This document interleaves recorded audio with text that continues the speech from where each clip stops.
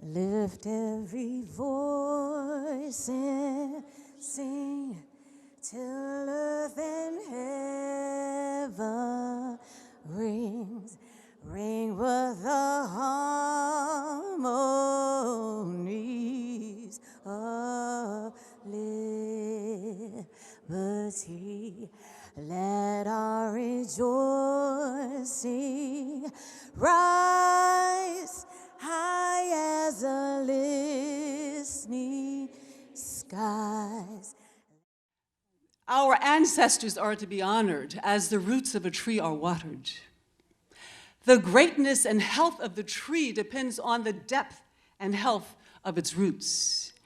When we do not honor our ancestors, we become like trees without roots. In African culture, there is an unbroken continuum between the realm of the living and the realm of the dead. The past permeates and pervades the present, and the spirits permeate and pervade the everyday world of the living. So at events of importance to the community such as this one, we begin by honoring the ancestors. And we pour libations to honor them, and that's what Rashid is going to do. We pour water. And why water? It's a primary ancestral offering. Water because water is the source of all that exists in the universe. Water is associated with fertility, with new life, with new growth. It is associated with the womb of creation and with the fountain of life. And so, in the spirit of honoring the ancestors, we say, praises to the ancestors of this land, the keepers of this land, the Pomo and the Oloni people. Praises be. Praises to the ancestors of the Middle Passage. Praises be. Praises to all of those whose courage and strength and determination and perseverance and blessings and grace and blood and sweat and tears and sacrifices have uplifted us, our communities, our people, today. And I want you to take a moment and out loud and with passion and with gratitude, call out the name of those whose shoulders you stand upon. Praises be. Praises be. Praises be. Praises be. Praises be. Praises be. Praises be. Praises be. We call. Praises be. So we call upon you all to join us in this commemoration of the past, and join us in this celebration of the youth leaders of yesterday, and the youth leaders of today, and those of tomorrow. We ask you to come and participate as we ourselves become more energized and inspired to follow their examples and to take action, to be healers, to be peacemakers, to be social justice activists. We call upon you, great ones, to ask that you give us your blessings. Bless all of us, and especially bless our youth. Bless their bodies, bless their spirits, bless their minds. We call upon you, ancestors, to ask for your guidance for all of us, and especially our youth. Especially our youth. Guide their feet, we pray. Guide their heads, guide their hearts. Be to their left, to their right, above, below them, in front of them, and back of them. We ask, ancestors, that all of those who are present today leave more inspired, more informed, and more hopeful, and more blessed, and more ready to take action than when they came. Ashe. I want to thank Fania Davis. Fania Davis is one of our peacemakers in the community, a healer, a civil rights attorney, and she's the director of the Restorative Justice for Youth program in Oakland. So thank you, and thanks to my nephew, Rashid Moore. Linda Brooks Burton.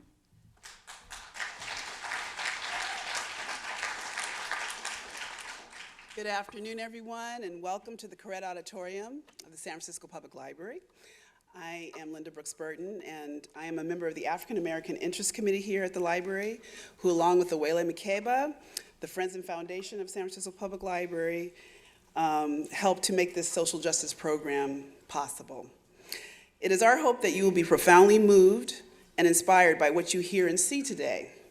Social justice is concerned with equal justice, not just in the courts, but in all aspects of society. This concept demands that people have equal rights and opportunities. Everyone, from the poorest person on the margins of society to the wealthiest, deserves an even playing field. Every race, every color, every culture. What happened to Claudette Colvin in 1955 is not unlike what is exploding out of the headlines today. It was a young person's death that started the uprising in Tunisia. It is young people who are out on the front lines of the revolution in Egypt. Slowly but surely, the youth of the Sudan are following suit and rising up against the repressive government. And it was a young 15-year-old Claudette Colvin who sat still when she was ordered to give up her seat to a white woman and then violently taken from the bus, pushed into a police car, ridiculed on her way to the station, and shut inside a jail cell until she was bailed out hours later. Hers is a powerful story, as is Bryonn Bain's, a young man who, along with his cousins, were racially profiled for a crime they did not commit and then wrongfully imprisoned. Before we begin the actual program, I'd like to invite Ronald Colthurst up, who garnered several proclamations from various officials, and we would like to present them to Ms. Claudette Colvin. Mr. Colthurst is a super volunteer in the African American community, and we want to thank him for his efforts in securing these proclamations for Ms. Colvin. So if Ms. Colvin would come up as well. Thank you very much. It's indeed an honor to be asked by Linda to make these presentations.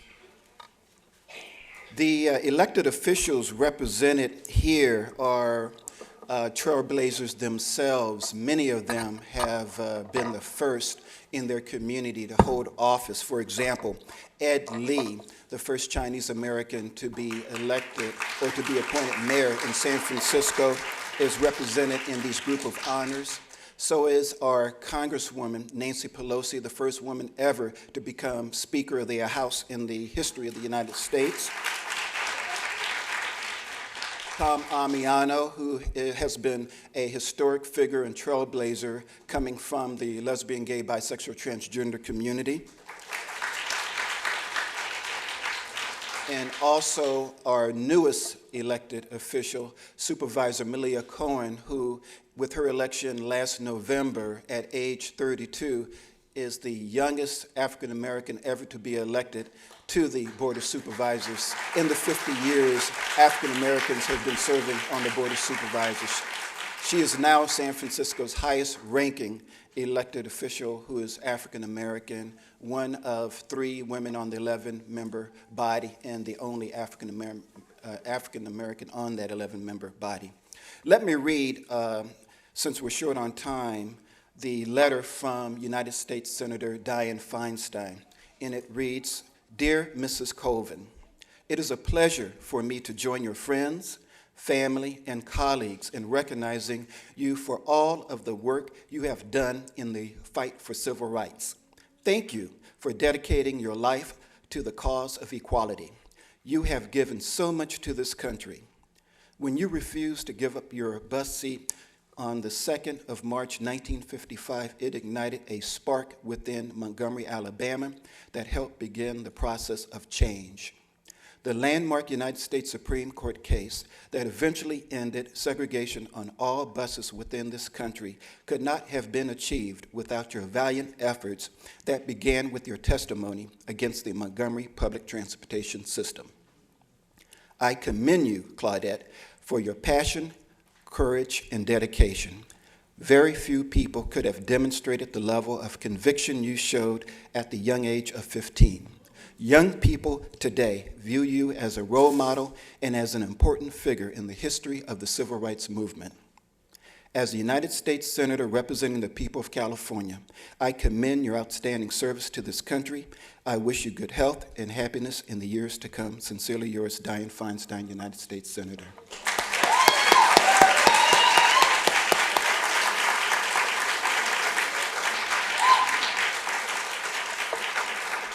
Did you say anything?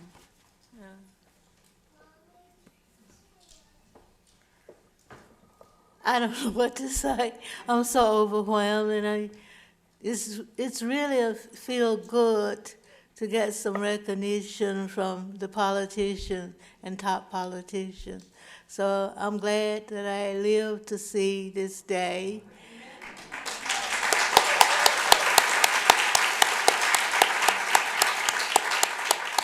And I want to thank all who made this day possible, including Awele and all the people at the library that put this event together. Thank you very much.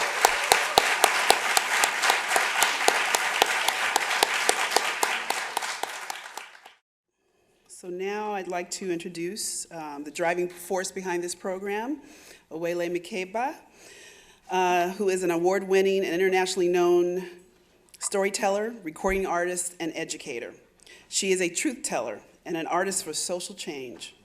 Makeba, who has made it her life's work to tell history through the words of his oft-forgotten witnesses, wrote 2 one-woman shows, Rage Is Not a One-Day Thing, and I'm Not Getting On Until Jim Crow Gets Off, in which Makeba tells his true story of the 1955-56 Montgomery bus boycott through the eyes of 4 women, Claudette Colvin, Mary Louise Smith, Rosa Parks, and Joanne Robinson.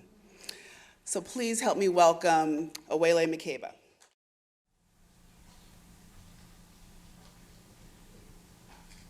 Hi. I guess y'all wondering why I'm standing here. Miss Rosa Parks invited me to come speak to y'all for the youth council meeting.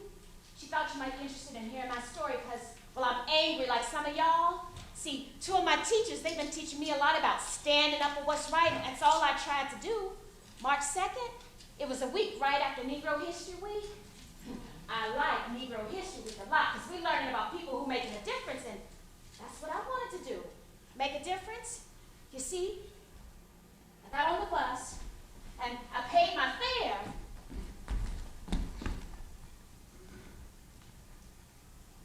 White section was empty and colored section was full, so I sat in the middle section and seat on the left. The last one right in the middle. I wasn't thinking about anything in particular. I had a chocolate candy bar and I was looking out the window and, hey, it was an older girl who sat next to me. I just continued looking out the window and more folks were getting on. Some were colored and some were white, and pretty soon no more seats were available. Give me those seats! Colored folks started getting up. White folks just started taking their seats. But I just stayed seated, and girl next to me and the other 2 across the aisle, our last row, we stayed seated, and I just stared straight ahead. Make light on your feet! Girl next to me, she got up immediately, stood in the aisle. The other 2 girls, they got up. But I told myself, this is not the restricted area. I just stayed seated, and folks started staring at me. You know why, folks?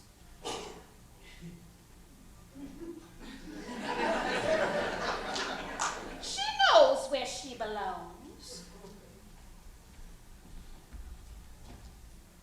I hope she's not one of them troublemakers. Me? A troublemaker? Just because of how I was born?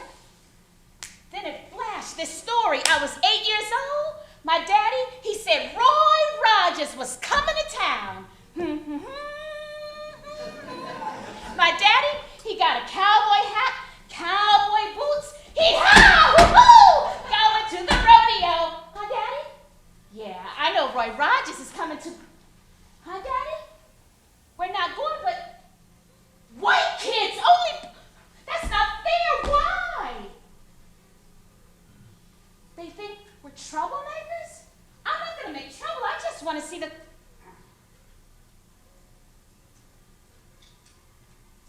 Troublemaker. Just because how we born, we got to be troublemakers. That's when I looked and I saw Miss Hamilton getting on the bus.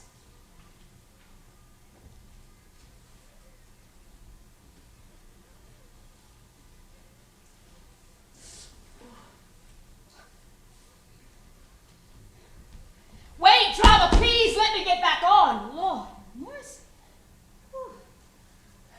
Oh, hey, Claudette. Sure, I'll sit next to you.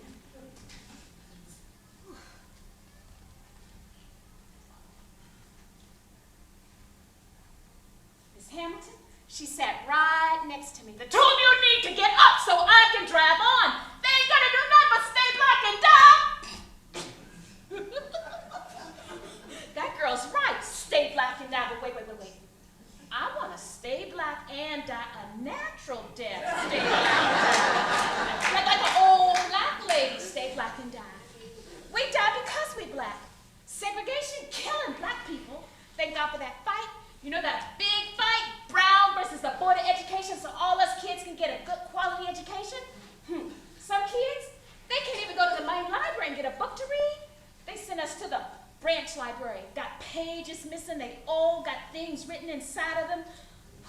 But the main library, we got a demonstration going on. Miss Rosa Parks, she said that youth council, we go on in there and ask them for books. Our parents pay taxes, right? How come we can't use that facility? Stay black and die. Some people, they can't even get a good job and fair pay. Stay black and die. Men, they come up missing and rape. They don't want to talk about that. But if it's a white woman, it's in the newspaper, on the radio, the television. Black men falsely accused. Some of them just come up missing. They get lynched.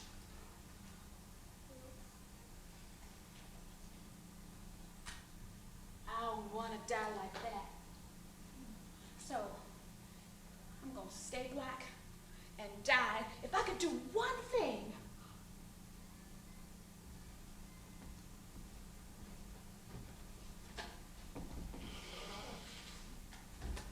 Now, the two of you need to move on. You know it's against the law. Do I need to get the police? Sir, I paid my fare. Now, I paid my fare and it's my right. You know my constitutional right? I'm going to sit right here. Sir, I paid my fare too. Now, if I were to move, I'd be very sick.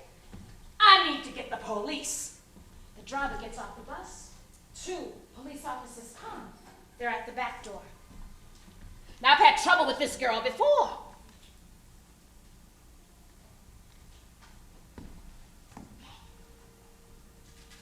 Now, the two of you need to get up. You know it's against the law. Sir, I paid my fare. If I were to move right now, I'd be very sick. I'm pregnant, sir.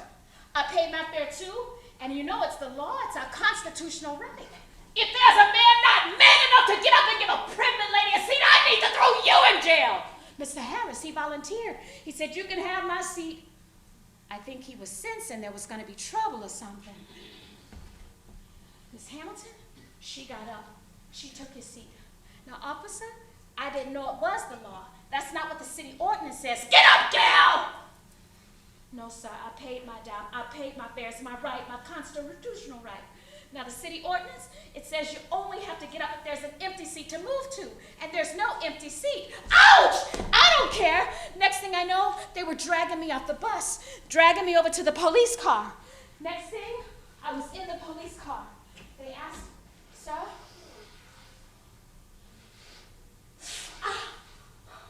Put handcuffs on me through the window. What's wrong with this black? We need to take her to jail. Atmore State Prison. Get rid of her. No! No! No!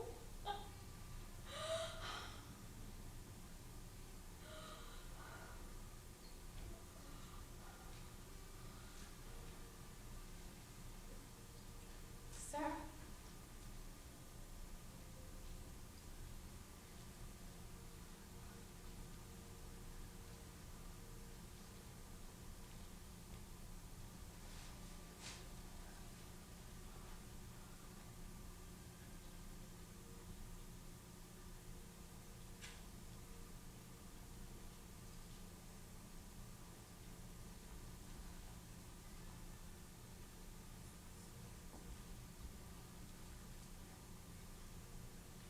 Next thing I know, they were taking my photographs and fingerprints, and then I was locked behind this cell. 2 weeks later, people were outraged. Women couldn't believe it. A child drug off a bus. The judge, 3 charges. Violating segregation law, disorderly conduct, and assault. But they dropped 2 of the charges. Because I think they thought we were trying to get wind of a case to try to challenge it, to take it higher. My friends in school, some of them are trying to avoid me. Hey, hey, there go the girl that got arrested, you know, from that bus stop. I ain't hanging out with her. She acting crazy. Soon, I just stopped looking people in the eye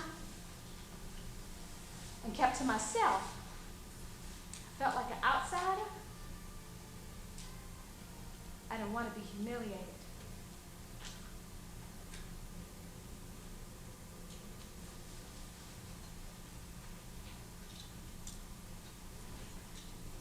That's just a small snippet of the oral history.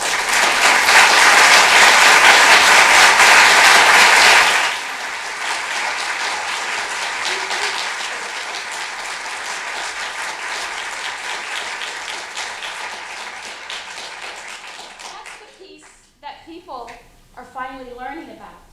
But more importantly is what happened a year later. February 1st, 1956, a federal court case was filed challenging to desegregate the buses. It was not the case of Rosa Parks. It had been held up in appeal. The four plaintiffs, two teenagers, Claudette Colvin, Mary Louise Smith, Aurelia Browder, and Susie McDonald. And on May 11th, that hearing began in 1956. Attorney Fred Gray, who was her lawyer when she was 15, and who didn't win that case but said her case taught him how to beat the system by the system, realized that they could potentially win. Claudette Colvin was the star witness in the federal court case, Browder versus Gale. That case had a 2 to 3 judge decision, and that case went to the Supreme Court. So on the heels of Brown, the 14th Amendment, and the star witness Claudette Colvin, the rest is history.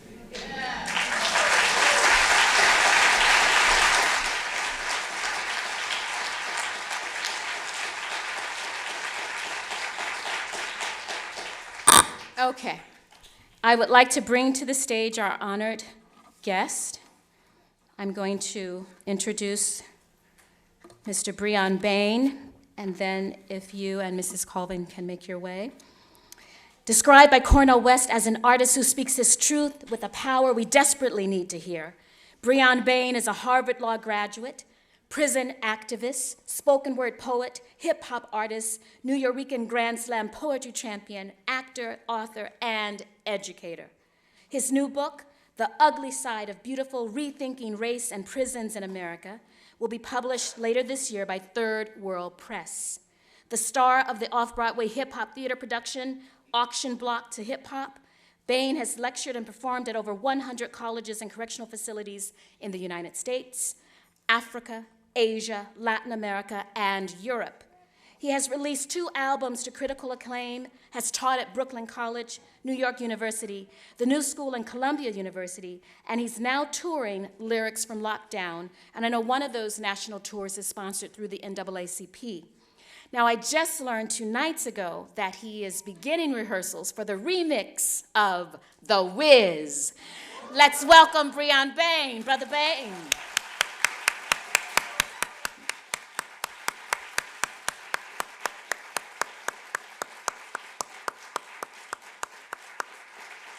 And our moderator for this afternoon, world-renowned anti-racist multicultural educator, Enid Lee, is in a, yes! Woo!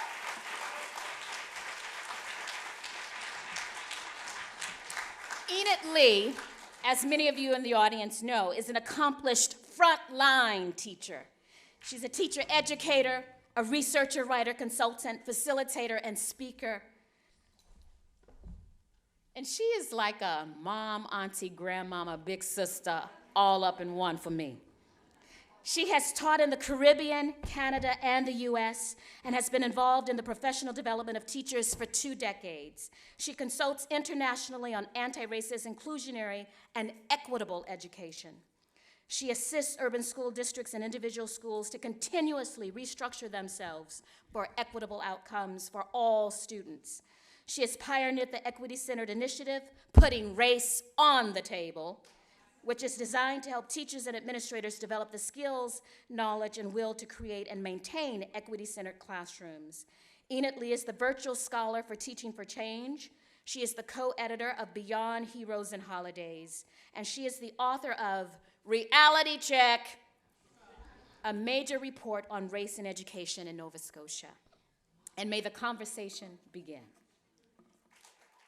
This is an occasion when we are going to talk across generations, these two guests here, and then we'll have some time for you to talk with them. The afternoon is full, and we are on to a little bit of a late start, so I'm going to just tell you how we hope to go. We'll begin with Ms. Colvin giving 10 minutes of a very long and illustrious life in terms of work with civil rights, just 10 minutes. And then Bryonn Bain here, whose life is not as long, but illustrious nonetheless, will give some 10 minutes also with some drama at the head of it. And we will have a conversation for the next maybe 20 minutes amongst the three of us. And we'll open it to the floor for you to ask them questions. And the goal is this: when we leave this afternoon, because, you know, as a teacher, you have to have your objectives set. Any teacher worth her salt, you have to know what you want to have come of this. What I am wanting to have come of this is that we are all more informed about the way in which systems of racism work in this country, and also have a clear sense of what each of us can do about it and what we individually will do with our own work. So that's the assignment. And so let's get started. And I'm going to ask Ms. Colvin to, in 10 minutes or so, talk about and she's looking at her watch to make sure she sticks to the time, to two important dates. And they were mentioned by Awele: the March 2nd date and the May 11th date at court. Could you talk with us, please, about that part of your life, those parts of your life? And I know there's a lot to say, but if you could fill us in on that, and then we will move on. First, I'd like to say good evening, everyone.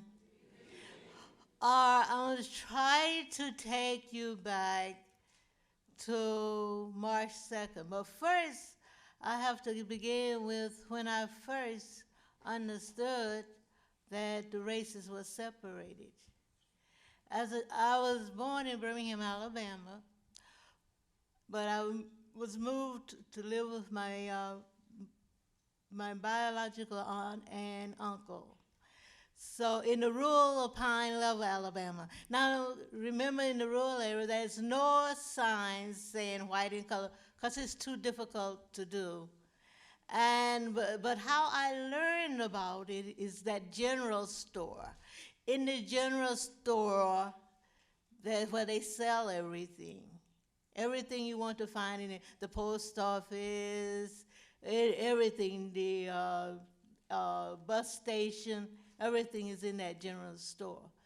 So one day I was standing in line, you know, it was a summer day, and some white kids came in, they playing. I knew the children, I knew the funny thing about it, you know the parents' names, but you don't know the children names because you're not allowed to interact with white people, white children. So they came in and they were laughing. The older ones started taunting me, and one of the little boys said, I want to see, I don't know, something they were saying about my hand. And he wanted to see my hand. So I just raised him up as a little kid. I was like, what these people want? What these children want to see my hand? So I was just wondering. And when I helped him, the little white boy placed his hand against my hand. And his mother looked at my mom, and my mom looked at me, and she gave me a backhand slap. So from then on, I knew that I wasn't supposed to talk to a white child or interact with the white child. That was a very early age. I was maybe around 5 or 6 years old. So then my mom explained to me about, and the word stuck in my mind, white folks. On another occasion, happened to me in a 5 and 10 cent store. So I was a youngster then. So I have to tell you this to put it in perspective, because mentally it wasn't just March the 2nd, it was all the bad experiences that I had had as a child at that age, young age, that I shouldn't have had to go through with.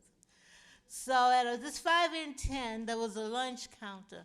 And on that, and I still tell everybody, I love the smell of that. It's 5 and 10, the popcorn popping and the peanut roasting.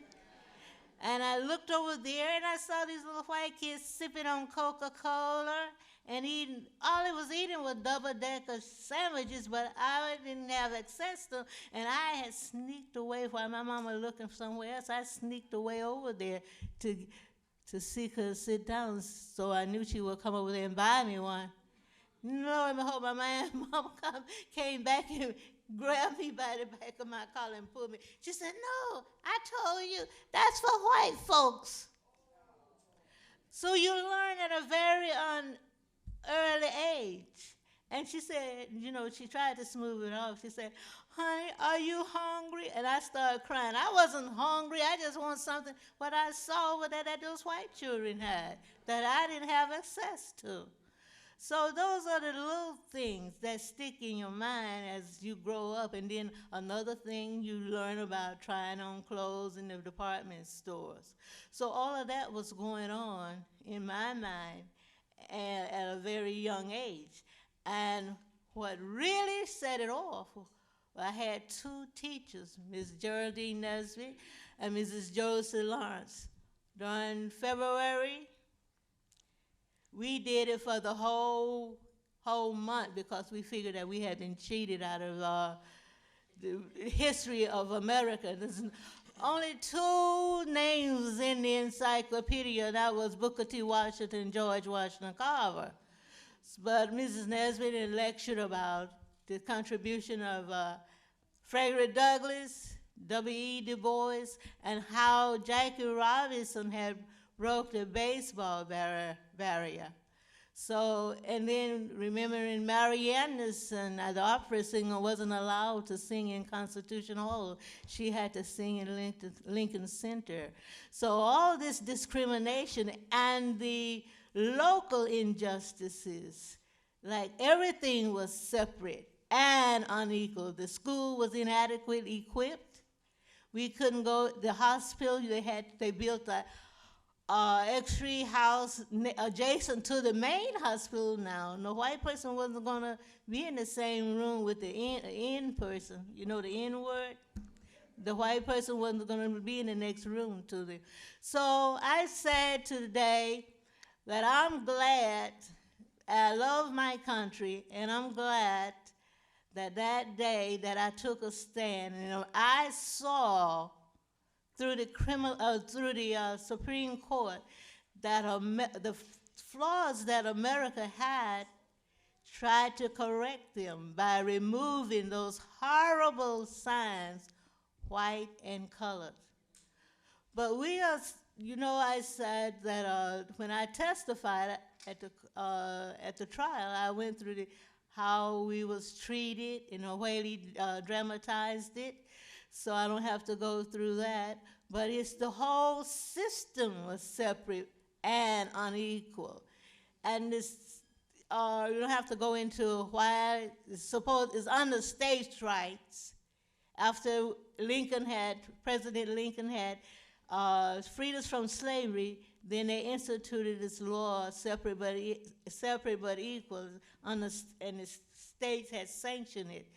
And in everything it was separate. Even when they had events that was federal, they will put a rope up, and the white people be on one side, and the black people be on the other side. So I think that I explained that eventful day. I prayed. I said that I'm Baptist, and I just want to let you know prayer is powerful at the age of 15. So I prayed that the Lord would let me say the right thing. and that the attorney Fred Gray would win, and that the case, that the people would hear about our injustices.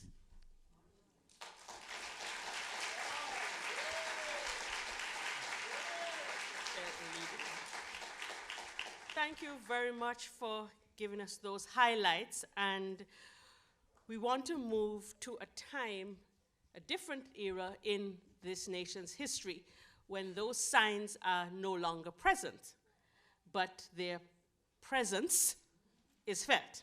And with that, I turn to Bryonn Bain. Thank you.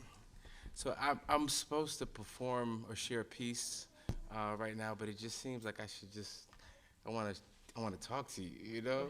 Go ahead, talk to So can I break the format and we just do that at another point, at some point? Is that Sure. okay? Yes, All right, just yes. the spirit moves, you got to go with it, right? Yes, please.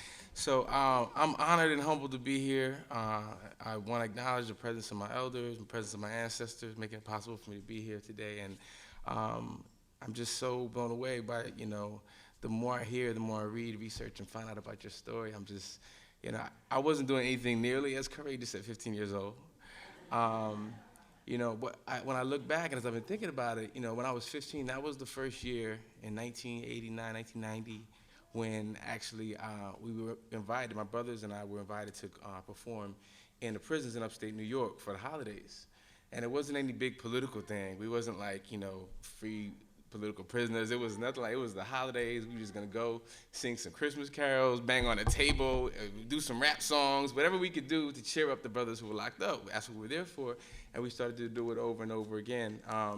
It was only 10 years later when this, the first day here, October 18th, 1999, that we began to see ways to use that in a more proactive way. We were coming out of a nightclub in New York City, my brother, my cousin, and I. It was in the Upper West Side. We'd had experiences before with the police harassing us on the street, and but this particular night, somebody got into a fight. We were the only black folks in a predominantly white neighborhood, because the club that we were at for the party they played salsa, merengue, hip hop, reggae, and so we were just hanging out for a birthday party. And as we came out of the birthday party, you know, we got caught up in the middle of a situation where the police had been called, and they had been called, shots fired was the call. We just happened to be the only black people there, so they came, got us, grabbed us, and threw us in jail. And that was the beginning of, that was the first date that you mentioned.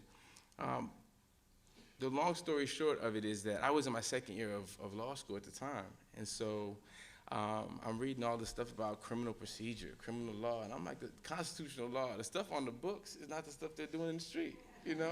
So when I saw Awele do that phenomenal performance, and she's like, it's my constitutional rights, I was like, yeah, I was thinking that, you know?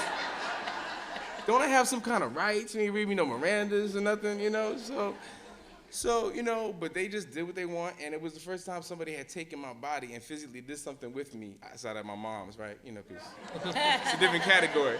But somebody else had taken me and just put me where, and had me in handcuffs and all of that. So I wrote about it. My professor, warrior, lawyer by the name of Lonnie Guinier, was like, the next week, yeah. You know, she was a teacher, and she encouraged me to speak my story, tell my story. And the next week, the assignment in class was write about an experience of injustice. And I had put this in my poetry journal. So I was like, cut, paste, send, right? Still not thinking much of it, but you know, she was like, you should submit this to be, people should read about your story, they should know about your story. And I was like, oh, all right, I'll send it if you think I should send it to somebody. She gave me somebody at the Times, the New York Times. The editor called me back. This was a little bit racy for us, but sent it to the Village Voice. I sent it to the Voice, and it became this, you know, it got more, 100,000 responses. People just started writing letters in. I got letters from death row, from brothers in death row who were like, we're reading your article. We're glad you're saying what you're saying because, you know, they won't believe us, but you got all these degrees and stuff, you know. Fast forward from that, Mike Wallace calls the next week, and he's like, we want to come and interview you, and you want to talk to you. And we were talking, I was talking to Ms. Colvin earlier, and she was saying, you know, the media has a way of sort of like taking certain people and just kind of like putting them up, and then you don't hear about everybody else, you know, as if these things are isolated incidents, right? And so they called, and Mike Wallace's producers were like, we want to interview you and talk to you. We want to go to your campus up in Cambridge, Massachusetts. We want to walk around. And I was like, well, my brother and my cousin, they were locked up too, you know? And we spent 5 months fighting a case that we had nothing to do with us. And so basically, I said, well, I'm not going to do it because that's bogus. They were there, they were locked up. How you going to not, you know? My little Puerto Rican redhead cousin, you know, with the red freckles, like a Puerto Rican Opie Cunningham, you know what I'm saying? He was there too. We were all in the same cell. So I said, we're not going to do it. So a week later, they called me back, like, okay, we'll do it. We'll do the story with everybody. You know, we'll involve everybody in the situation. So then I started getting, when that story came out, I started getting harassed. The police were giving out my social security number, my code, my name. So for the next, I had 15 cases of identity theft that followed. So the next date that you asked me to talk about was November 23rd, 2002. We're coming home from, the experience changed my life because we started to actually go into the prisons with a purpose and a mission now.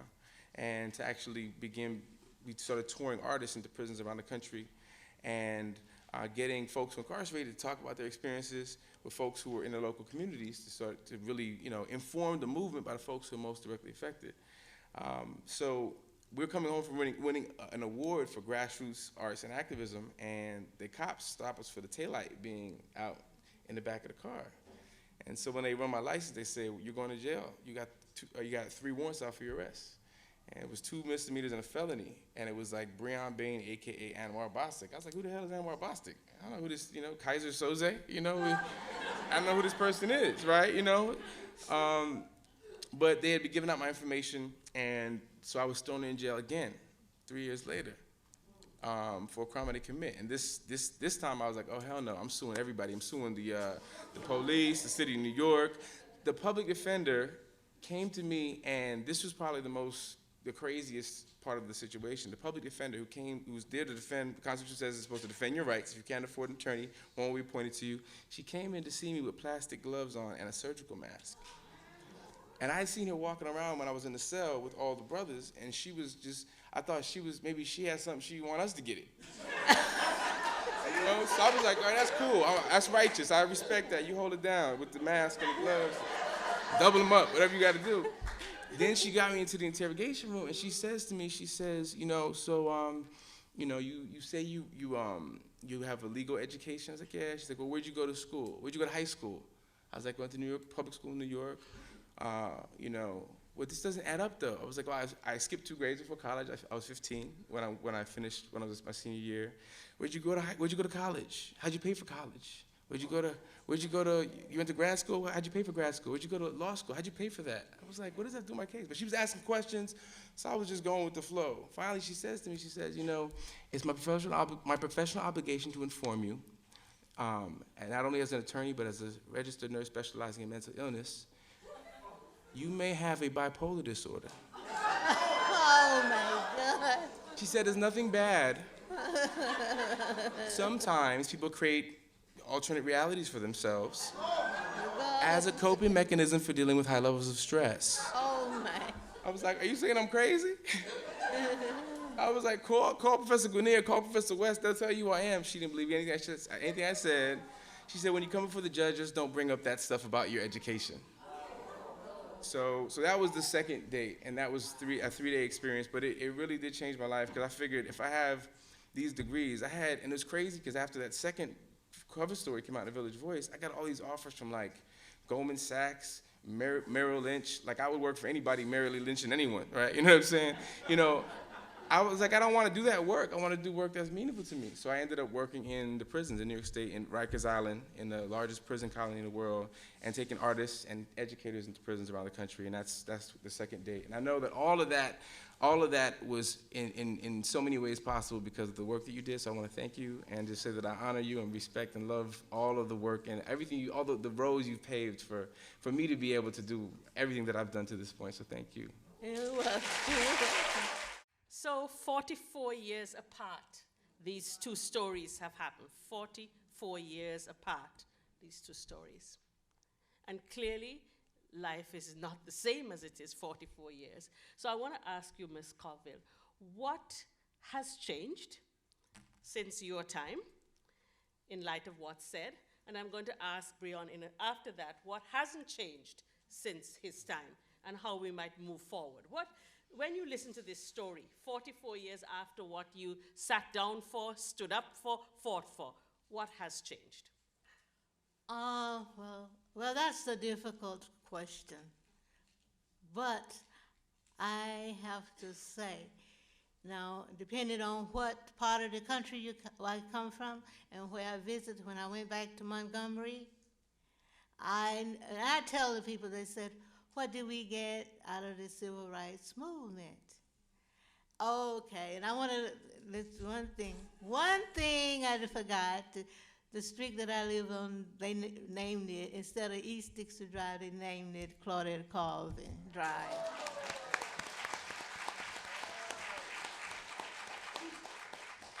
That's one thing changed. And in Montgomery, All right, I'll take it. and in Montgomery, where you had to go in the back door, the back entrance, now you can go in the front entrance. And they took down all the signs. And my sisters always say, yeah, you know, we had that cosmetic change, just like you see on TV when those commercials, the before and after. We are the after period. So she said, what happened?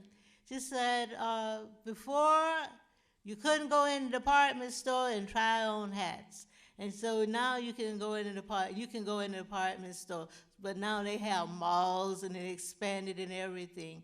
So that has changed the way and the attitude of white people. When I was growing up, well, the white people like to call my father. My father didn't mind them calling by his first name because his first name was QP. But when they signed it in the court case, they asked, what do QP stand for? QP stand for Quintus Paul. But he hated when white men used to call my daddy Shorty. And so they hated him. And the other men they used to call boy. They will never miss and President Trenton, the teachers and the faculty members and the principal of my school, C.T. Smiley, said they never called President Trenton by his name. They always called him by his first name. And he was a professor of Alabama State, which is now ASU. So I've seen all that change, and it is attitude change, and like my sister call it a cosmetic change. They said Dixie had a cosmetic change. And what that means is that they have the same attitude, they have the same mental attitude as racists, but they can't come out and call you girl and gal anymore. So I've seen that change. To me, they're a little over polite. Because my experience in the hotel, when I go in the hotel, Miss Colvin, how can I help you? Oh, and they, that's a little over polite, and I get tired of them sometimes. Now, remember, I live in New York, the Big Apple. There is, help me to say the word now. Okay? I don't want to sound like Sarah Palin. What is that word?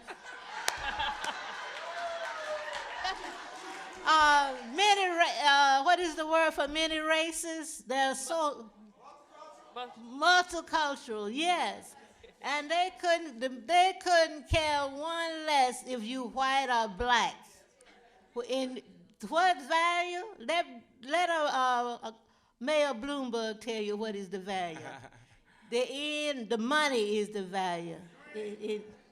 But in New York, racism, every now and then it raises ugly head, and you have these killings, and racial profiling, like we had Sean Bell was killed by like a similar incident. But anyway, we still have racial profiling. That's African American and Latino. Well, one of my neighbors said, yes, this is a Jamaican friend. She said, yes, they're always going to find a psychological reason why a white child is bad, but a black African American or a black child of color is just a badass. Yeah, that is true. They don't rate you. They don't take you through. They don't think you have no value. They think that you don't know what life is, and you don't have any goals and any dreams. But what she said, reason why I'm going that long direction, you know why I'm telling you that? I'm basing that on my family. My grandson, I want you all to know, and you all pray for me, that he graduate and be the first doctor in our family.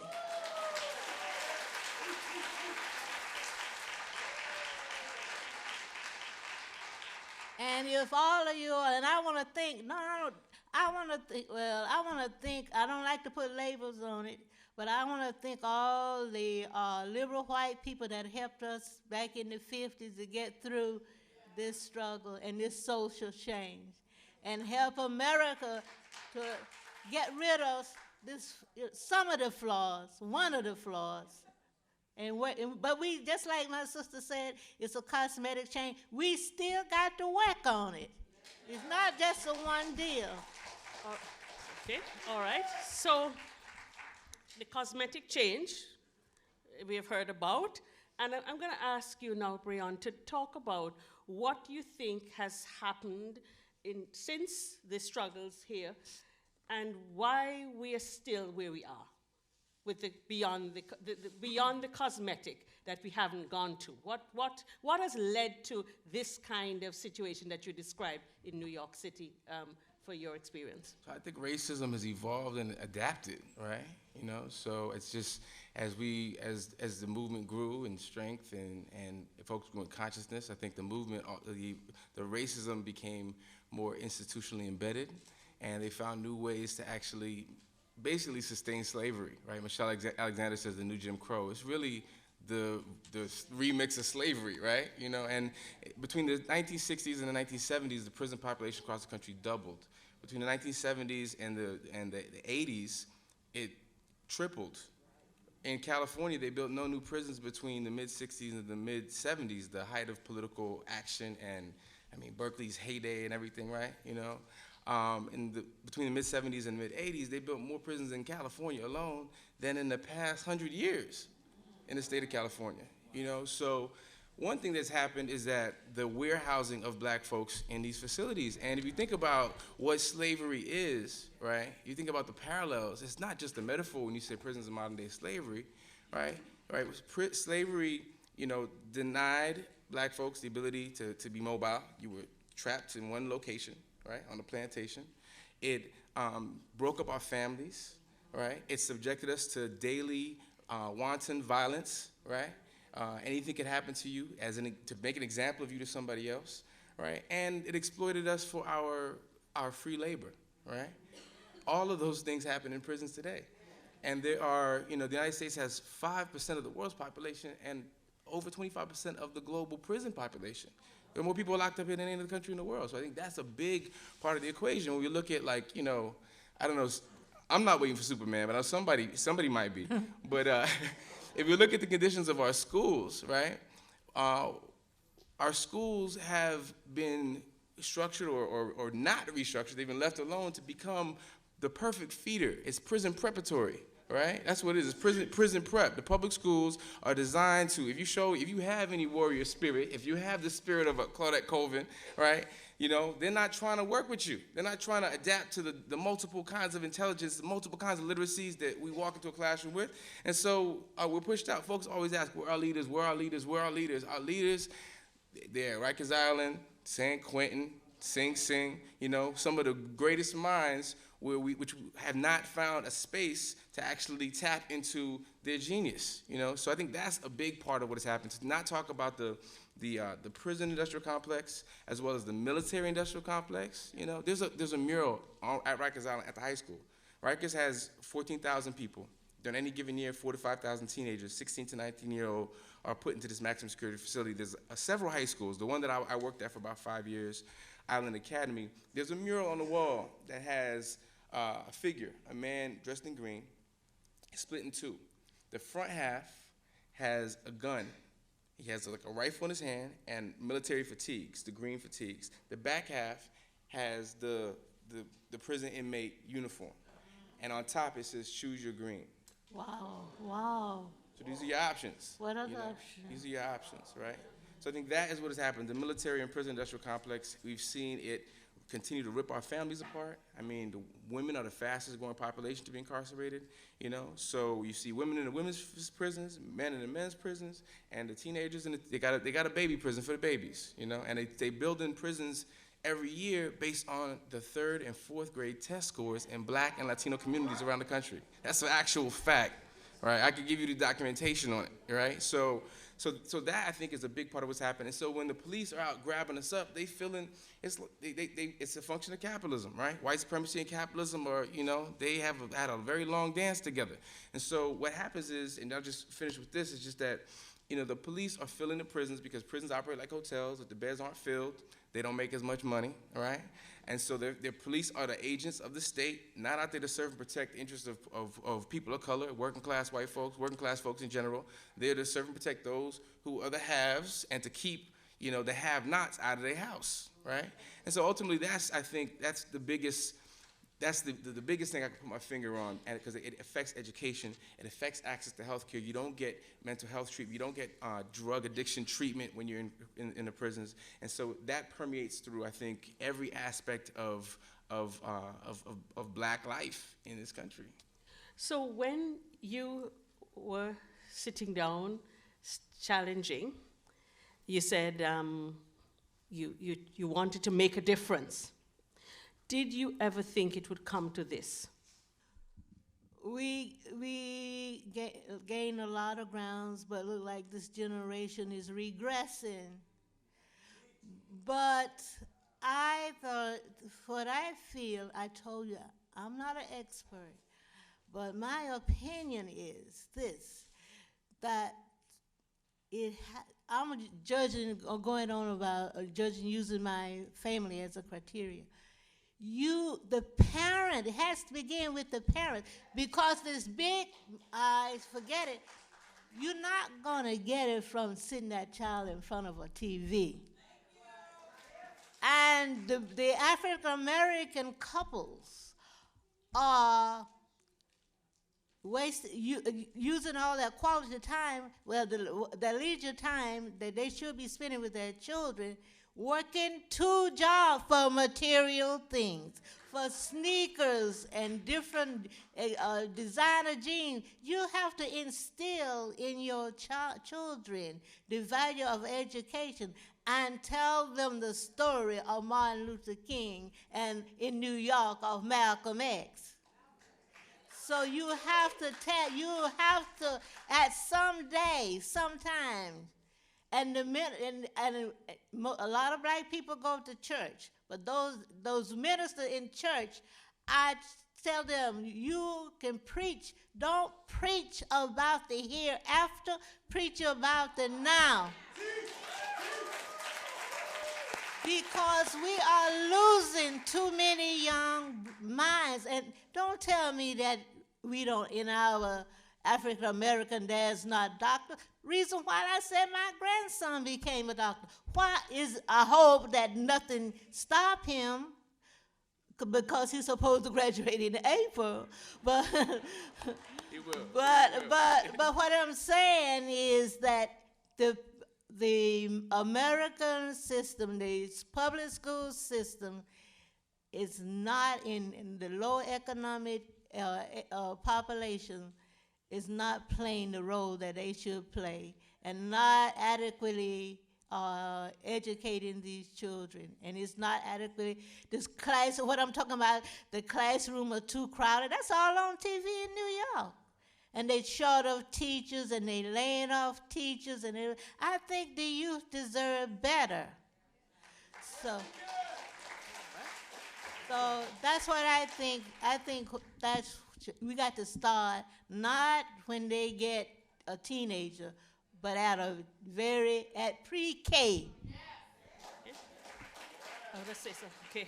So you have said what families need to do, and as a person who is in schools, we know how much of our children's time is spent in school.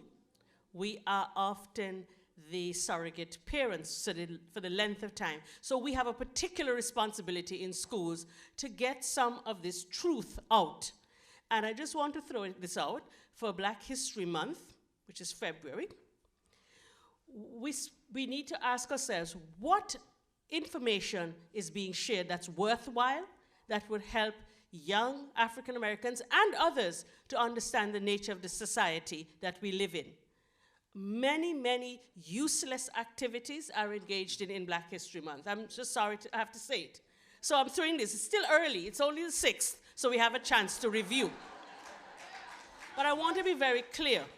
When you listen to the kind of statistics that Bryonn put out, when you listen to the way the structure still works, it is important that we put that kind of information into the hands of young people to understand what we're addressing and also what we need to do to change it. In Canada, where I've just done some work in Nova Scotia, where there's a Black population, their slogan for Black History Month is educate 12 months, celebrate 1. So that's what they, and so the celebrate is this one, okay? So we have a lot to work on, to look back to, and to look forward to. And so I just want to say that that's a piece we can't miss. And when we talk about episodes like what Bryonn described, if something happens once, we can say it's an accident. If it happens twice, we can say it's a coincidence. But when it happens 3, 4, 5, 6 times, it's a pattern.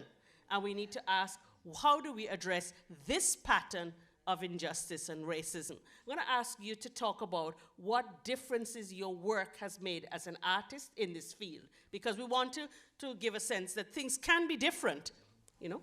So I had the honor of actually taking a show that I wrote about my experiences overseas, and I just got back last week. And what I did was I worked with some really talented, a group of other artists to tell the story of my experience being thrown in jail for a short period of time, alongside the story of a brother who wrote me from death row named Enid Williams. He was the nephew of Stan Tukey Williams, who some folks will know, right? He was a founder of the Crips and should have been pardoned, and the state of California, they executed him, right? After being nominated for the Nobel Prize. So Enid wrote me from death row. He was put on death row at 17 years old in Texas. He left LA, and he was a young kid, went along for the drug deal, and drug deal went bad, somebody got shot. The older guy who took him already had, counts against him, so he said, he pulled the trigger. So Enid has been locked up for the last 18 years of his life. And he was on death row until 2005 when the Supreme Court decided you can't execute minors. You can't even be a part of the European Union if you still have capital punishment, right? And up until 2005, we're still, killing kids in this country. So, this blew my mind. And so I weaved his story, his poetry, his letters to me alongside my story, because I knew I had the microphone, and I knew if I could use it to shed light on his story, it would show more than if I just talked about my own personal experience. So that story, we started working on it. We've been writing letters for 7 years, and for the last 2, we're developing the show. We did the show in Houston. His family came out. It was just crazy. Like, people coming up after the show, 31 years I was locked up, and I feel like I've never felt more like a thief until now, because I got this show for free, Those kinds of responses. During the Thanksgiving holiday, we've been doing the show for a full year now. We opened the Hip Hop Theater Festival, closed the Hip Hop Theater Festival in New York last year, went to Singapore last January, and we just went to Belgium and the Netherlands.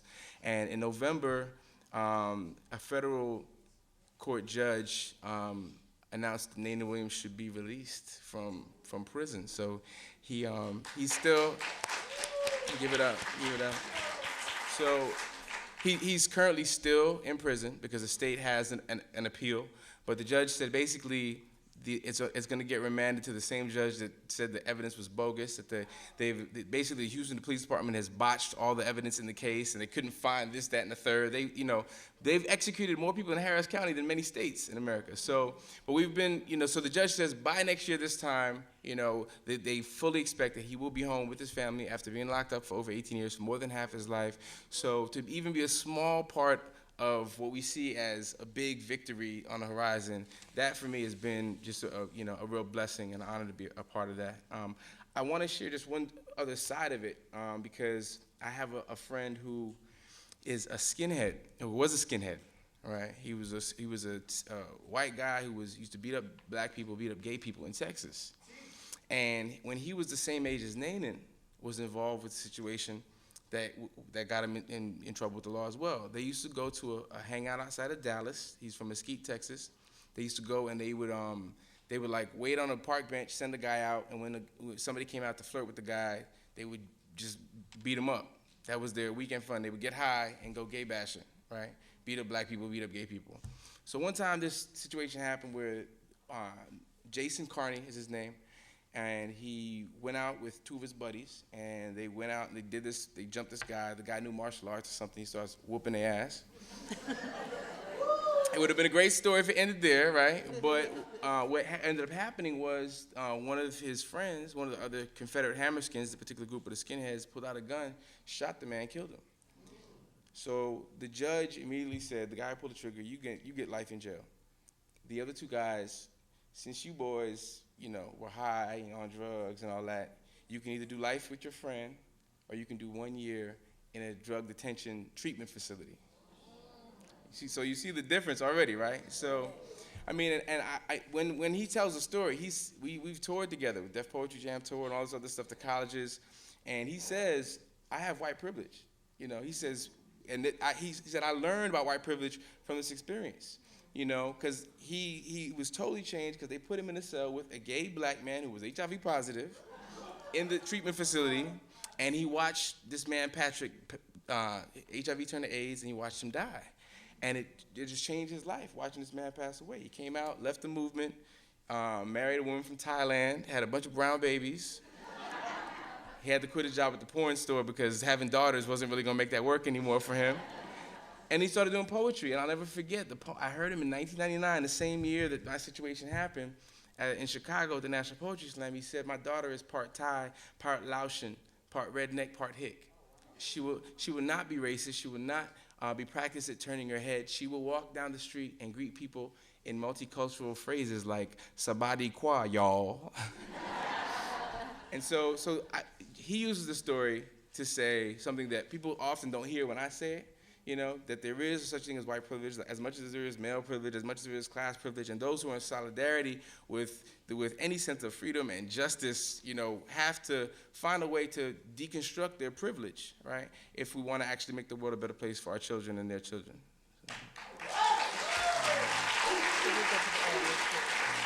Ask the audience, ask you questions now. So we've had pieces of these very interesting lives that can show us what the state of things happens to be. I hear over here that the signs were up of what you could do. The laws in some ways were clear on the books. One difference here is that the laws are not as clear on the books, but just as active.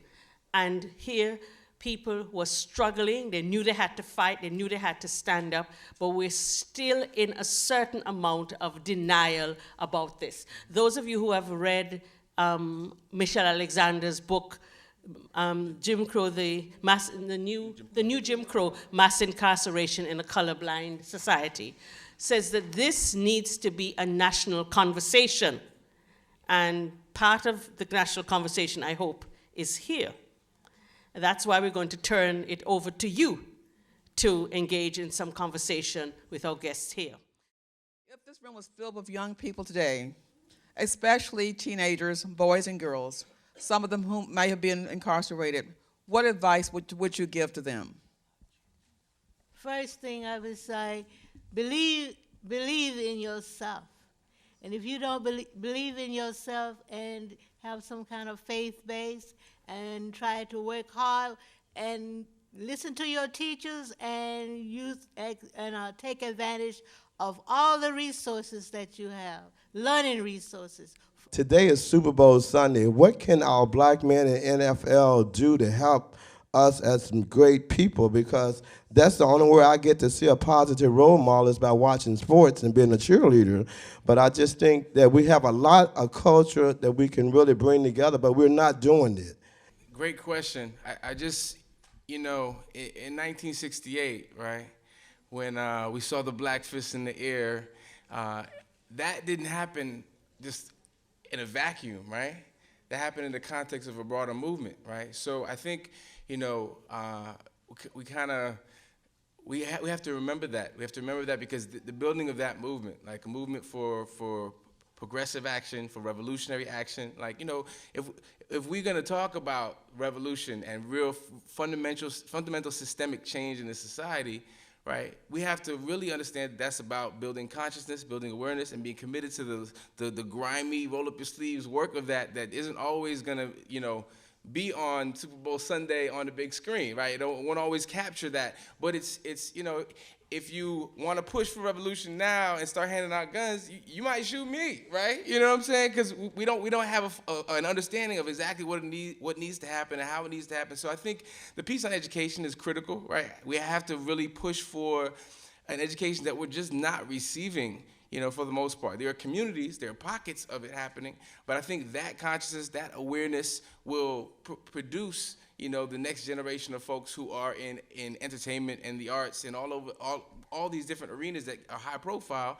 but they'll be embedded with this consciousness that actually will demand they stand up and say something. It won't be any more the, you know, Michael Jordan can't speak out because politics is not a good thing to speak out against, or, you know, it'll be what, you know, the Jamaican musicians, the Peter Toshes and the Bob Marleys and my folks from the Caribbean, you know, the politicians had to actually, you know, be responsive to what the people were saying and doing, because there was a movement around these high-profile folks. It wasn't just let's get the high-profile folks to actually rep our movement.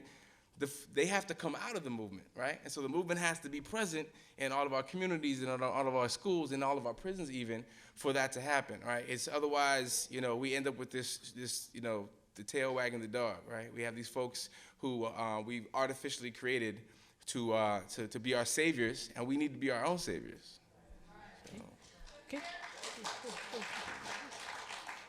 How do you see, and this is to either one of you, do you see the new disciplinary action, the prison system at this point? And where do we go? Because you're doing wonderful work in the system. Where do we go to make that not happen anymore? I also want to throw out, because Sister Fania Davis is here and is working with Restorative Justice for Youth, to invite her voice into that question as well.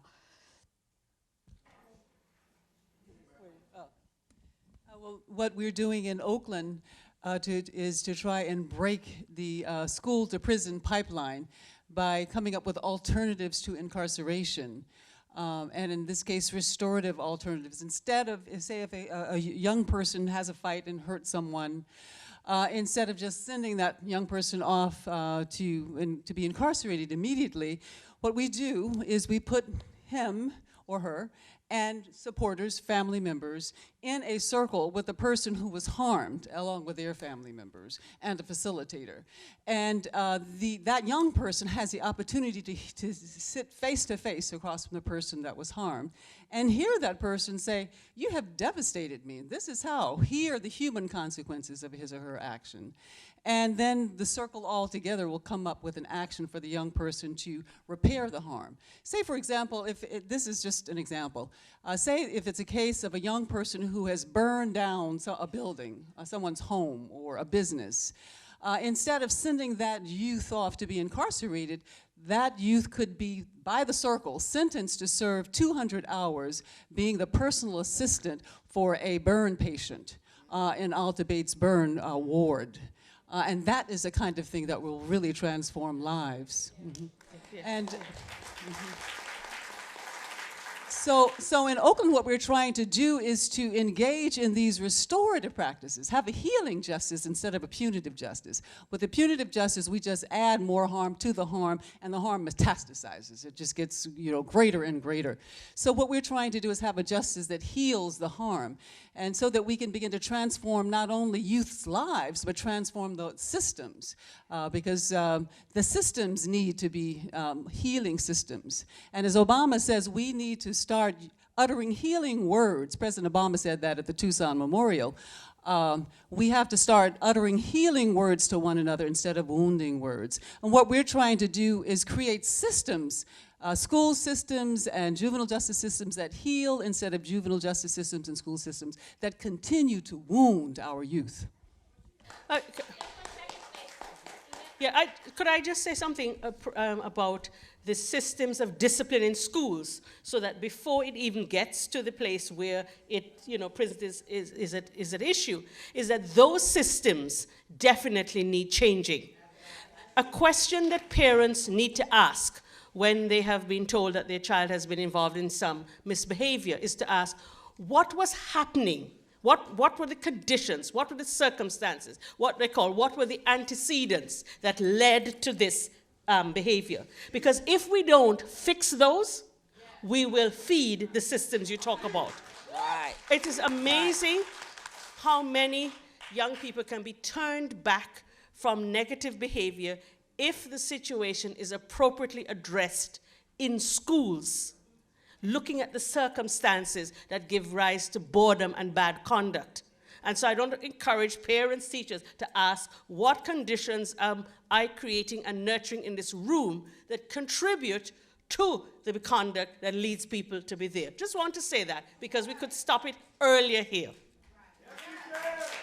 Okay.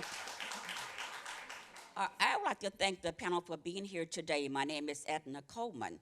I'm from New Orleans, Louisiana, and I was in the civil rights movement as well. We marched in at Woolworth down on Canal Street. And from down at Woolworth, we sit in at the sit-down counters from Southern University, Baton Rouge and New Orleans. We closed down the universities. Then from there, we sit down and the sit-in counters. We could not leave. They threw pies at us. Then from there, we got jailed 3 times, went to jail for 3 times. And the K-9 dogs was put on us, the fire hoses, all this in New Orleans, Louisiana. We met with Dr. King. Dr. King came to our church, Dr. Davis Church. He was beaten. You can see that on television every night, where the ministers were beaten, trying to get the people to vote down in New Orleans and Baton Rouge. And all this happened. And when I came out here, it was the same thing going on in San Francisco. I went to San Francisco State University to get my credential and my master's degree. We had to close the school down to get the ethnic studies with Hayakawa. He called the police on us, marching in us at San Francisco State. So it was, after leaving New Orleans and coming here, it was still a fight. And comparing the schools, yes, I worked out in Hunters Point, and I can see the difference from working at Commodore Sloat on Avenue, Aptos, Lakeshore, West Poto. Those parents are there, and they bring in money to those schools. And they have all kind of book fairs and festivals, computer labs. And then at Hunters Point, it's a whole different story. We don't have the computer labs there. We don't have parent involvement, okay? So it's a total difference. Your perspective on Mumia Abu Jamal, who's now awaiting the decision, possibly the final one, if he's going to be executed or spend his life in prison. Thank you. He should be released, right? Start with that, right? One of my professors actually has worked on his case, so I've been following through her visits and conversations. But I think Mumia is a quintessential example of what is happening with the intellects in our community, right? He's a brilliant brother. If you haven't gone on YouTube and seen him, just sort of offering his insight on any number of social, political issues, and geopolitical issues, what's happening in Afghanistan and Iraq, what's happening, with education in this country. I mean, his analysis, the depth of his insight and analysis, I think, is just undeniable. And you know, so I think it's a reflection of how comfortable and how distracted I think many of us are, that we haven't created a more sustained movement around his case and other cases like his. I think in many ways, I voted for Barack Obama. You know, I would vote for him again, you know, when the time comes. At the same time, it's like, you know, I get asked this question so often, right? You know, are we post-race now, right? Are we past racism now because there's a black man in the White House? And the question is, I mean, it's like, you know, was England post-gender with Margaret Thatcher, or, you know, Indira Gandhi, was India post-gender, you know, when, you know, Bolivia elected its, you know, first working class, you know, president, were they post-class? I mean, come on, really? You know, so I think it's a reflection of the sort of the dichotomy. We have, the movement, you can't deny the accomplishments of the movement, the civil rights movement, the black power movement, the human rights movement, which we need to begin talking about more, and Malcolm X began to increasingly before he was assassinated. But the thing is, these smoke screens get thrown at us, you know, and we sort of fall for the okie doke over and over again. It's like, and I think it happened with Clarence Thomas in a certain way, right? You know, and I think in a more evolved way, right? Many of us have gotten comfortable because Barack's in the White House, when in fact he can't be most effective unless we are on his ass, right? We have to. You can't just. We voted. Oh, it's good. I'm going home now. See you in 4 years. No, right? You know, because the Republicans, the Tea Party, all these folks, they are on his ass, right? And so, if you believe at all that there is some power in that position, and there are folks who make valid criticisms about a blackface on white supremacy is you know, still white supremacy, right? There's that argument, and it's just, the presidency is the seat of global imperialism, all right? So there's complications. We're looking for a revolutionary solution there, right? But can progress be made? Can progress be made with that position? Absolutely. But I think we need to, while we honor and acknowledge that as a success, we have to look at the masses of folks. And Mumia Abu-Jamal, I think, represents the conditions of the masses of the folks that we need to be focused on. Did you have something you wanted to say about Abu Jamal? Because you were starting to say something. No, I was just saying, just because he made them up, but the same thing I was thinking, that people ask me, well, how do you feel about having an African-American president? I said I have ambivalent feelings. I said, on one hand, I know that he's only one man, and he can only do so much, and he only have 4 years to do it. But I said, we as a people have to unite locally in the city, and first you start at the home, and then you go to the family. I would say you go from the home to the community and our churches, where the movement was strongest, in our churches. So I still feel that Barack Obama is doing the best he can for one man and for what he inherited from the other administration. Thank you. First, I'd like to say thank you to Awele and the San Francisco Unified School District and the African American Center and anybody else that was involved in bringing this program to the San Francisco Public Library on Black History Month. Secondly, you were speaking about, Mr. Bain, deconstructing the narrative paradigm, okay? What indicators and trends, because of your work that you've done in the prison systems, particularly with young people and older African American males, since they're under attack, what indicators would you like to see worked on first? Because it has to be a start somewhere. You know, we can all start in different places, but what can we do collectively to start making change? So, excellent question. The sister just a little while ago talked about breaking the public school to prison pipeline. That's one concrete thing that we can focus our energy on. I know there are folks in this room who are actively working on that, breaking the public school to prison pipeline. There's also building a corrections to college pipeline, right? The prison to employment pipeline, right? You know, build the incarceration to healthy communities pipeline, right? So building those mechanisms and to take that from the abstract into the concrete.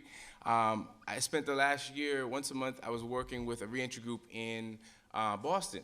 And it actually was funded by Obama's stimulus plan, right? Where did stimulus money go? Well, one thing it did, it funded this reentry program for a group of teenagers and 20-somethings who just got out of prison in Boston, in the South End, and working with the oldest anti-poverty organization in New England, which Ted Kennedy was a champion of for about 40 years. We basically created a series of workshops for the whole year based around a human rights platform, all right? So not looking at folks as these young brothers and sisters as people who need to be saved, but as folks who can engage in a dynamic process of, you know, to think critically about the situation they're in, to understand the situation they're in, so they can make informed choices and put other folks on to the new information they're getting. So we took Malcolm's idea of putting the United States on blast in front of the World Court.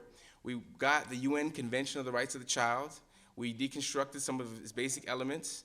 And over the year, we created human rights report cards where the young folks in this organization who were just coming home, 1 month they did a report card where they graded the public schools. The next month they did a report card where they graded the police in their community.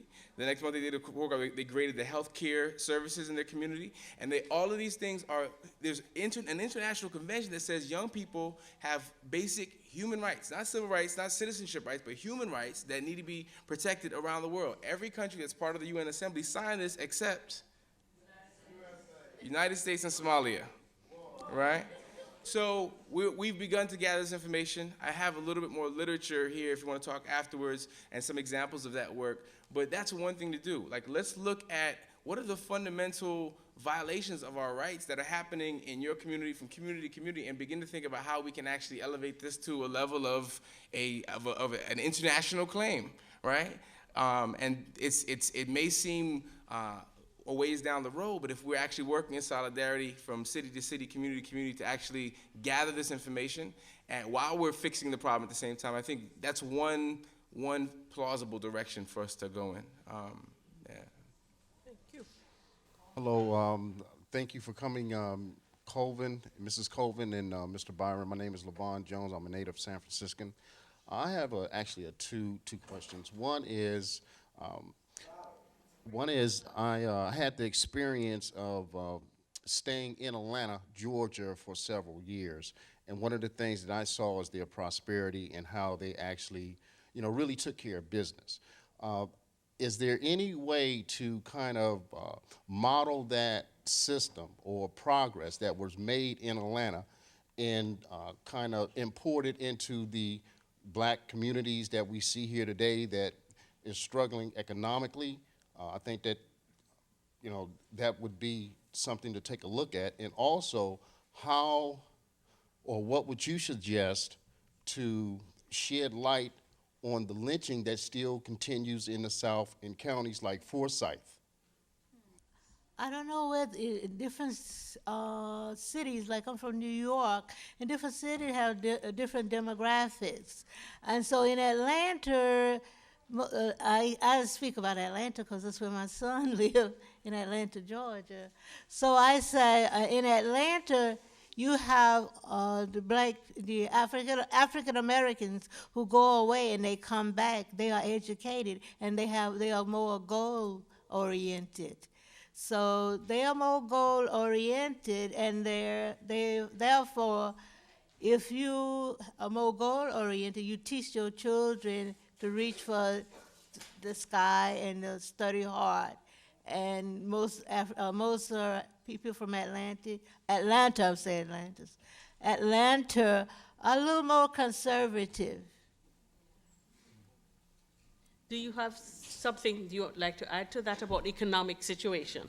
Well, I definitely think, so this is,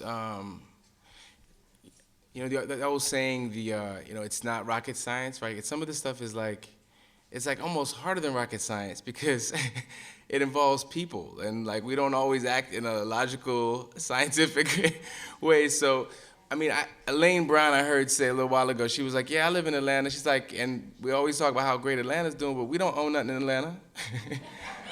She was like, we look like we doing good, right? We got the whips, the cars, right? We got the cosmetic, liberation, right? Cosmetic change, cosmetic liberation. But when you really look at, who owns most of the city, right? Who's in control of the politics of the city. So it may be marginally better for black folks in some other places, but there's still fundamental issues with the school system. Let me look at the endowment of Emory as compared to historically black universities and colleges in Atlanta, right? So I do think entrepreneurship is an important piece of it. I do think I didn't understand. Nobody told me about what was involved with buying a home, owning your own home, till I was in my second year law school, right? Whereas my counterparts, the white students I was in law school classes with, they had that information for coming up. It was just second nature, But I asked the guy across the hall from me, I said, well, what is your, what do your folks do? I told him my mom was a nurse, my dad was a teacher, he was a soldier before. And I said, what do your folks do? He said, oh, my daddy's the deputy prime minister of Jordan. I was like, okay. My moot court partner, I said, he said, what do you, I said, my mom's a nurse, my dad's a teacher, he was a soldier. He said, what do your folks do? He said, oh, my dad owns 3 Swiss banks.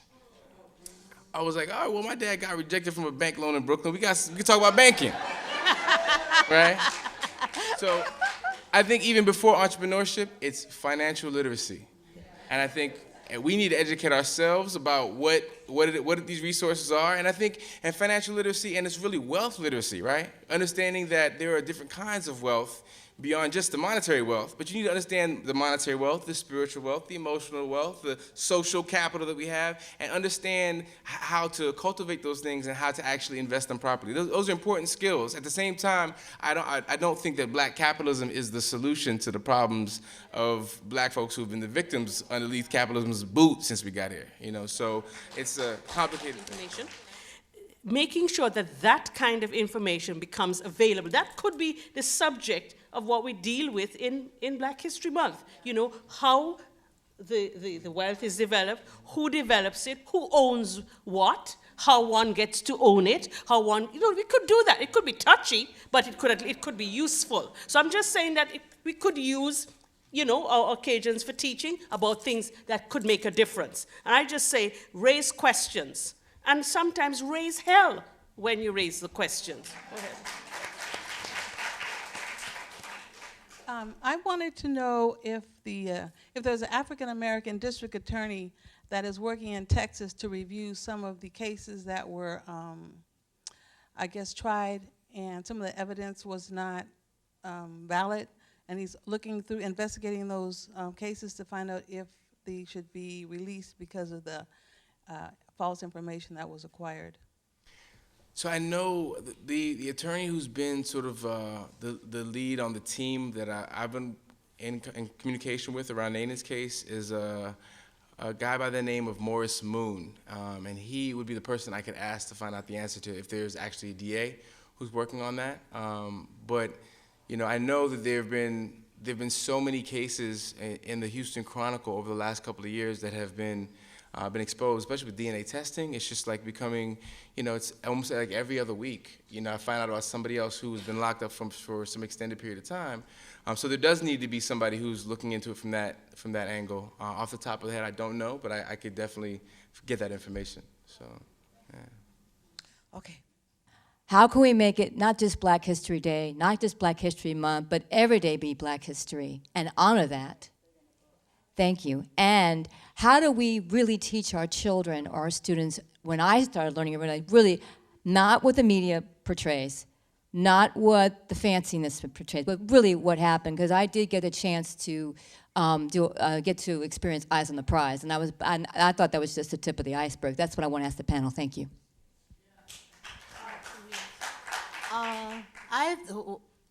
I do not know how to go about it, but one thing I would suggest is that what Mrs. Nesbitt taught us, Ms. Lawrence, the reason why I did what I did, while I was brave enough and courageous enough to not give up my seat, because so much history was in my mind. And one of the things they will always ask me is, why didn't you get up when you were asked? And my answer would always be, history had me glued to the seat.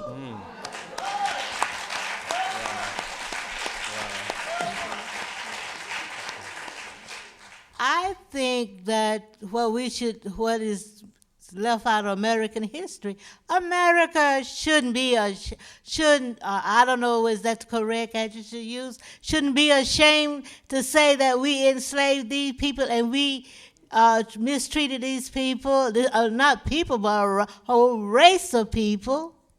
It should be included in the American history, and it would be every day.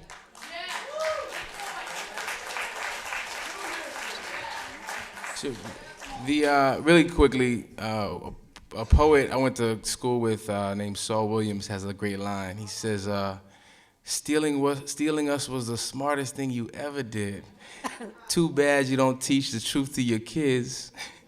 And that line says so much, right? Because I think it's not just about changing the lives of black people, right? But it's actually about changing the possibilities for everybody by actually teaching the true history, which includes Jim Crow, which includes slavery, but includes before that. The first people to walk the planet and develop civilization, right, came up along the Nile River Valley, right? You know what I'm saying? So if we teach black history, African history as human history, right, history will require that you incorporate our story and tell it the right way.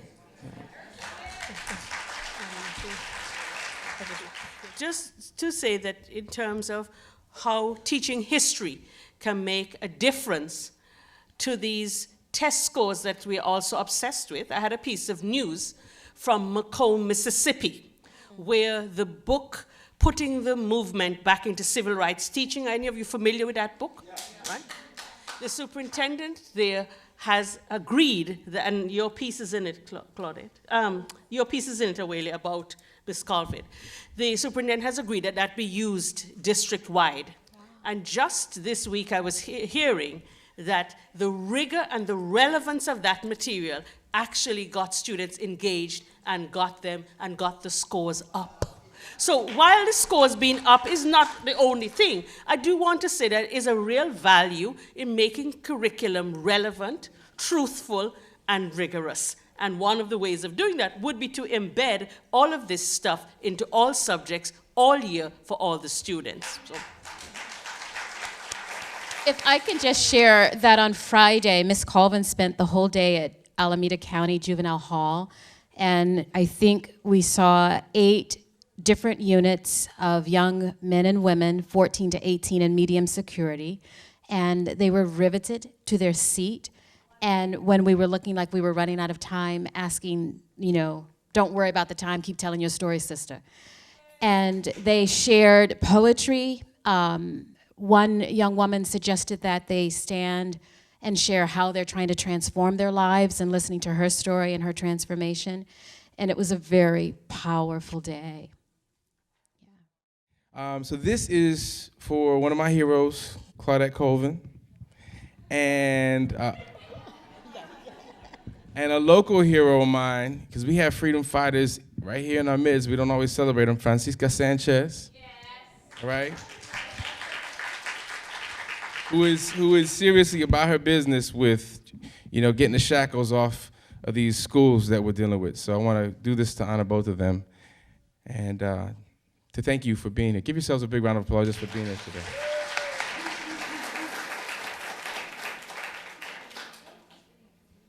All I got is some fish and a few loaves of bread, and a whole lot of folks have got to get fed. All I got is some fish and a few loaves of bread and a whole lot of folks to feed.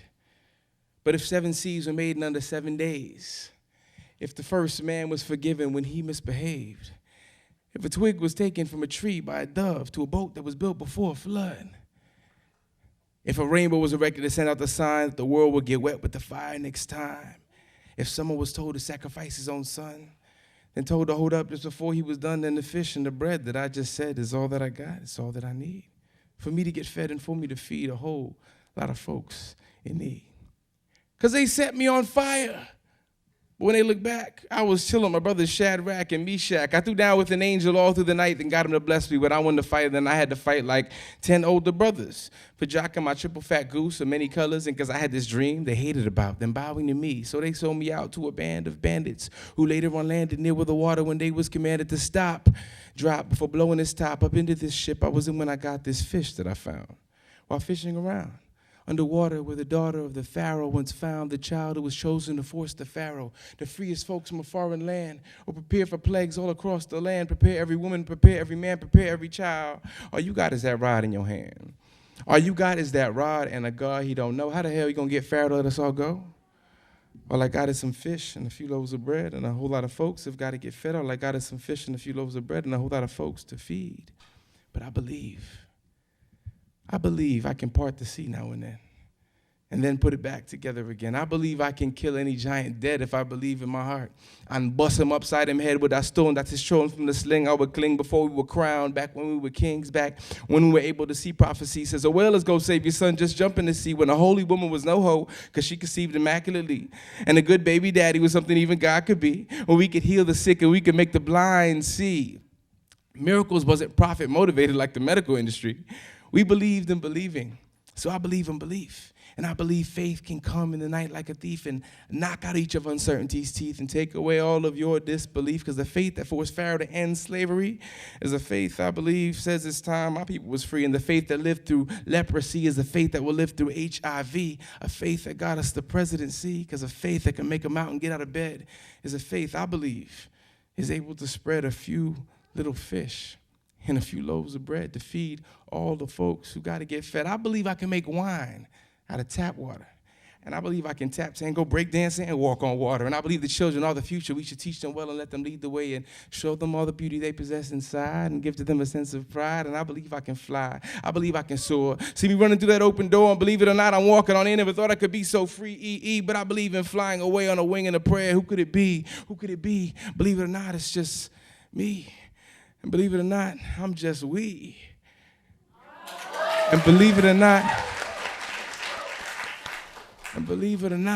the fish that we got and the bread I just said is all that we got. That's all that we need for us to get fed and for us to feed a whole lot of folks in need. Thank you.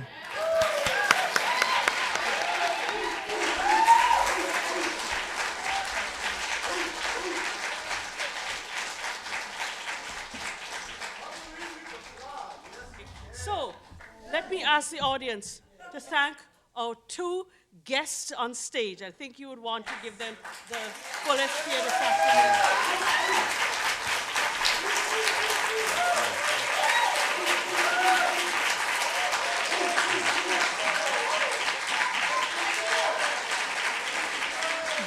And then I'm going to invite Awele to come up, our third and starter of all of this, you know.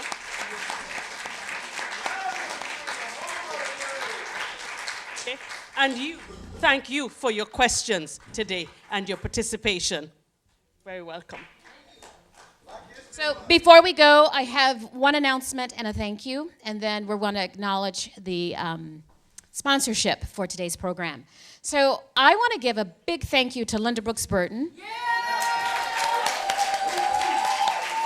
Because Linda Brooks Burton last March invited me to plan this program. And I want to thank Helen Pettiford, who I work with in San Francisco Unified, because she introduced me to Bryonn Bain. And she always introduces me to the various artists that come in to work in the school district. As I learned about Bryonn and experienced his presence, and I was thinking about putting together this program, it just clicked. Why not bring the two together to bring this link from the past of segregated Jim Crow to what's happening in the 21st century, and that has been happening. And I think I was inspired by Michelle Alexander's book, The New Jim Crow Mass Incarceration. Good evening, my name is Loretta Dow, and it's my pleasure to say, Ms. Colvin, without you, we would not be where we are today.